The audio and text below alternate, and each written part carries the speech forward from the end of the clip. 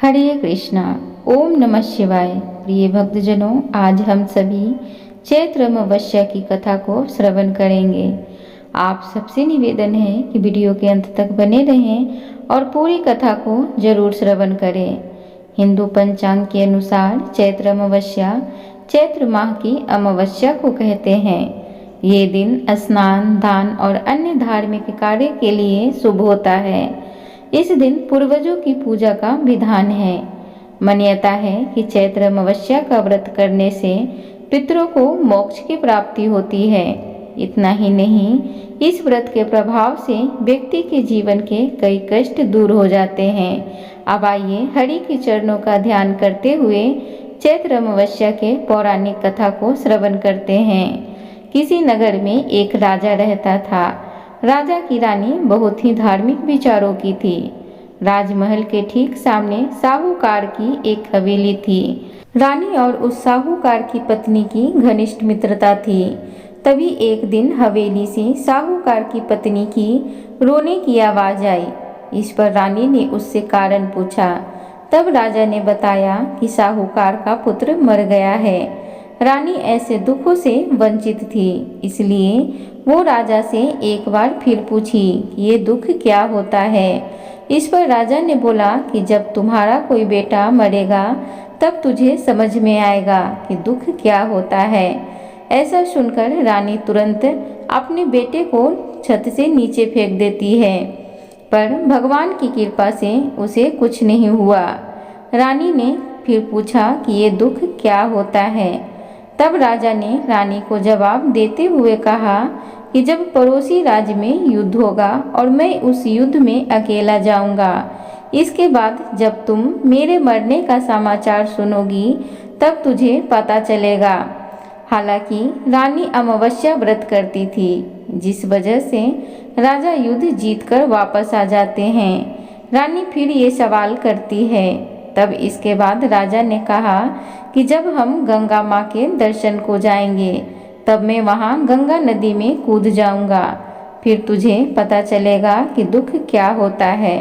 उधर भगवान शंकर कैलाश पर्वत पर बैठकर सब कुछ देख रहे थे और माता पार्वती से कहते हैं कि आओ, मैं तुझे सुखी आत्मा के दर्शन करवाता हूँ।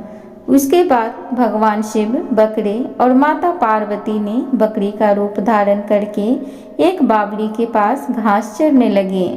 रानी ने उस बावली को देखकर कहा कि हम यहीं विश्राम करेंगे। इस दौरान रानी ने महादेव और माता पार्वती की सारी बातें सुन ली, जिसमें महादेव और माता पार्वती आपस में बात कर रहे होते हैं कि रानी ने अमावस्या का व्रत किया है, इसलिए इस जन्म में कोई दुख नहीं मिलेगा। सारी बातें सुनकर रानी को सब कुछ समझ आ गया। फिर उसने राजा को सब कुछ बताया। ऐसा माना जाता है कि अमावस्या व्रत रखने से इंसान के सभी संकट दूर हो जाते हैं। एक बार बोलिए हर हर महादेव, ओम नमः शिवाय। प्रिय भक्तजनों, अब सुनिए मनोकामनाओं की पूर्ति करने वाली एक अन्य अमावस्या की कथा। प्राचीन काल में एक ब्राह्मण परिवार कांचीपुरी में रहता था। पति पत्नी दोनों ही धर्मात्मा और धर्म पूर्वक अपनी गृहस्थी चलाते थे। इनका नाम देवस्वामी था और इनकी पत्नी का नाम धनवती था। इनके 7 पुत्र और एक पुत्री थी, जिसका नाम गुणवती था। जब गुणवती सयानी हुई और तो देवस्वामी ने धनवती से कहा कि पुत्री के विवाह के लिए अब वर देखना चाहिए। ब्राह्मण ने अपने छोटे पुत्र को बहन गुणवती की कुंडली दी और कहा कि ज्योतिषी से इनकी कुंडली दिखवा लाओ, जिससे गुणवती के विवाह की बात आगे चले। ज्योतिषी को कन्या की कुंडली दिखाई गई। उसने बताया कि विवाह होते ही कन्या विधवा हो जाएगी। ज्योतिषी की यह बात जब ब्राह्मण परिवार को मालूम हुआ तो वह बहुत दुखी हो गया और इसका उपाय पूछा। ज्योतिषी ने बताया कि हे ब्राह्मण, सिहल द्वीप में एक पतिव्रता महिला रहती है, जिसका नाम सोमा धोबिन है। यदि कन्या की शादी से पहले सोमा आपके घर आकर पूजन करे और अपना आशीर्वाद दे दे तो यह दोष दूर हो जाएगा। ब्राह्मण ने अपनी पुत्री गुणवती को अपने सबसे छोटे पुत्र के साथ सिहल द्वीप भेज दिया। दोनों भाई बहन सागर किनारे पहुंचकर उसे पार करने के बारे में विचार करने लगे। जब समुद्र को पार करने का कोई रास्ता नहीं मिला तो दोनों भूखे प्यासे एक पीपल वृक्ष के नीचे आराम करने लगे। पेड़ पर घोंसले में एक गिद्ध का परिवार रहता था। उस समय घोंसले में सिर्फ गिद्ध के बच्चे थे। वे सुबह से भाई बहन की बातों और क्रियाकलापों को देख रहे थे। शाम के समय जब गिद्ध की माता बच्चों के लिए भोजन लेकर घोंसले में आई तो बच्चों ने पेड़ के नीचे लेटे भाई बहन की कहानी अपनी माता को बताई। उनकी बातें सुनकर गिद्ध की माता को दोनों भाई बहन पर दया आई और बच्चों के कहने से उसने कहा कि तुम लोग अब चिंता मत करो, मैं इन्हें सागर पार करवा दूंगी। बच्चों ने माता की बातों को सुनकर खुशी खुशी भोजन ग्रहण किया। गिद्ध की माता बच्चों को भोजन करवाकर दोनों भाई बहनों के पास आई और बोली कि मैंने आपकी समस्याओं को जान लिया है, आप चिंता मत कीजिए, आपकी समस्या का निदान मैं कर दूंगी और आपको सोमा धोवन के पास पहुंचा दूंगी।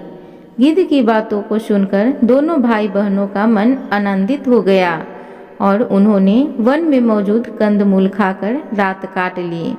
सुबह होते ही गिद्ध ने दोनों भाई बहनों को समुद्र पार करवा दिया और सिहल द्वीप में सोमा धोवन के घर के पास पहुंचा दिया। गुणवती सोमा धोवन के घर के पास छुपकर रहने लगी। हर दिन सुबह होने से पहले गुणवती सोमा धोवन का घर लीप दिया करती थी।